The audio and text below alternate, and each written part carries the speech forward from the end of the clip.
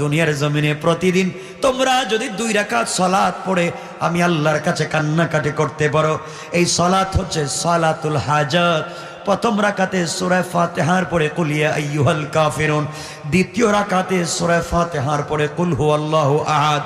এইভাবে তোমরা যদি প্রতিদিন 2 রাকাত সালাতুল হাজাত পড়ে আমি আল্লাহর কাছে কান্নাকাটি করতে পারো, গোলাম কথা দিলাম তুই যত বড় অপরাধী হস না কেন গোলাম, শুধু মাফ করে দিব তা না, কিয়ামতের দিন বিনা হিসাবে রাসূল পাকের নিজ হাতে হাউজে কাউসারের পানি পান করায়া আমার আরশে আজিমের ছায়ার নিচে জায়গা দিয়া বিনা হিসাবে জান্নাতি বলে ফয়সালা করে দিলাম।